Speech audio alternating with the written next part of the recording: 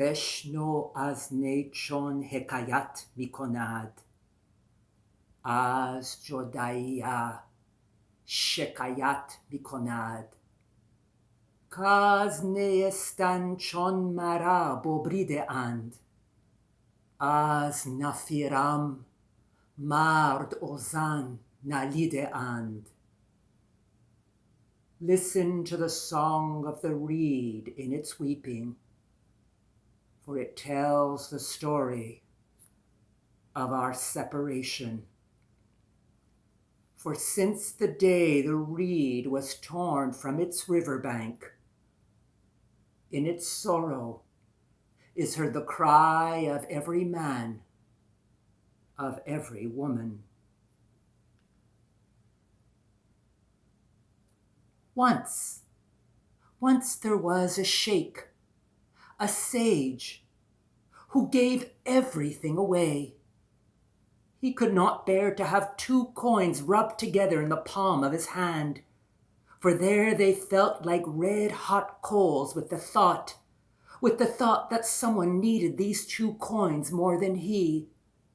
Alas, he kept saying, somebody needs this money more than I. And so the sheikh gave and gave and gave some more, until one day his disciple approached him saying this, "Ostad, teacher, it cannot go on like this. You keep giving, giving and giving and leaving nothing for yourself. At least keep something for yourself for your own keep." But when his disciple protested to him in this way, the sheikh had only this to reply. "Farzand, my child," he said, "understand this. All I own is only borrowed, but what I give belongs to me. All I own is only borrowed, but what I give belongs to me." And so this sheikh gave and gave and gave some more, and he gave until he had nothing left. And at that time he had to borrow. But every time he borrowed some money, the same thing would happen. He could not bear to have 2 coins rubbed together in the palm of his hand, always having this same thought. Alas, someone needs this money more than I. Alas, someone needs this more than I. And so he continued to give and give. And when he had nothing left, he borrowed once again, and once again he gave and gave whatever he borrowed from others. And it was like this over the years, that the sheikh collected many, many creditors. And then came the day which was his last day in this world. He was lying on his deathbed. At his side was his disciple, weeping profusely, seeing his great teacher leaving this world from him. And surrounding the sheikh's bed were all the creditors he had collected over those many years. And they all looked at him with that same stony glance, shaking their heads, thinking the same thought. "Now let's see," they thought to themselves. "Let's see how the old man will pay all those debts he owes each of us."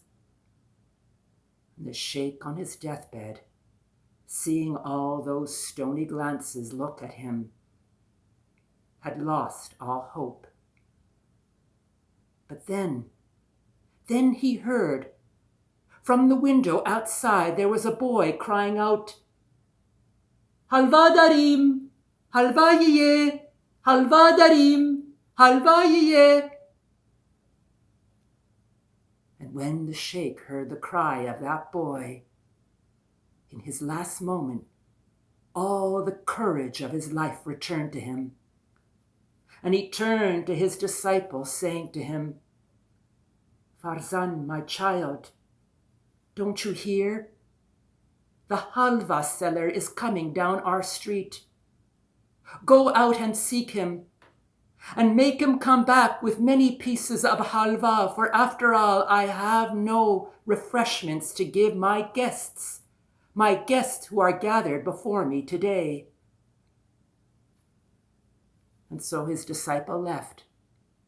And when he returned with a boy who was balancing a silver tray on his arm, a silver tray covered with many pieces of halva sweet as first love.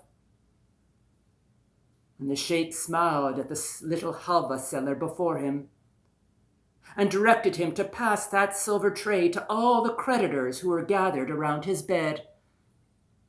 And each took his own piece of halva until that silver tray returned back to the hands of the little boy. And the little boy put that tray under his arm, and with his free arm he stuck out his hand and he said, "Aga, sir, for this that will be 1 gold dinar." And the sheikh shook his head sadly at the little boy, and he said to him, "Pesaram, my son, alas, I don't have a single gold dinar to give you. Perhaps there is someone here who can help me." And he looked to all the creditors who were surrounding his bed. But they were still looking at him with that same stony glance. And then the sheikh returned to the boy again, and he said, "Pesaram, my son, alas, you will have to go home empty-handed. For alas, I do not have a single gold dinar to give to you." And when the boy heard this, he threw the tray onto the ground, and it made a terrible rattle. And the boy began to cry, "Mardepir, old man, do you know what you've done? I am going to go home empty-handed, and my master's going to beat me like he beat me last week. Beat me so hard I couldn't walk for a week. Do you know what you've done to me if I go home empty-handed?" And the boy cried and cried and cried until there was a knock at the door. And then one person opened the door. And at the doorstep was a merchant. And in one hand he was carrying a jute bag that was heavy with many gold coins. And the merchant looked to all who were gathered in that room, and he said this, "Bebachshid, excuse me, I'm sorry to interrupt this gathering, but it was so strange when I crossed down this street, and I heard the cry of a boy coming from this window. It reminded me of someone. It reminded me of myself when I was a young boy. And I remember at that time I came to this very house, and a man took care of me, I, who had no mother and father, and he took care of me. And it has been many years that I have not seen him, and it is only today that I remember him. And you see, here I have in my hand all the profits I have made today, and it is my modest token of gratitude for the family he gave me when I needed it the most." And the sheikh looked at the merchant, and he said this to him, "Aga, sir, take 1 gold dinar from that bag that you have brought with you and give it to that boy. You see that boy who's standing right in front of you? Give that gold dinar to him." And so the boy got his gold dinar, and he wiped his tears, and then he left. And then the sheikh turned to all the creditors who were surrounding his bed, and he said this, "You see, my friends, Do you see what happened today? Today I found my salvation in the cry of a boy. And now as I breathe my last, the only thing that I wish for is that each and every one of you who are here find your own salvation. Find your own salvation in the cry of a boy. Be it a cry that comes from someone you have forgotten long ago. Be it the cry of a boy that comes from within yourself that you have turned away from for so many years. And with those words, the sheikh breathed his last. And there were all the creditors, looking at that sack filled with gold coins. There was enough money there to pay all their debts they were waiting to be paid for all those years. And yet at that moment, all that money meant nothing to them.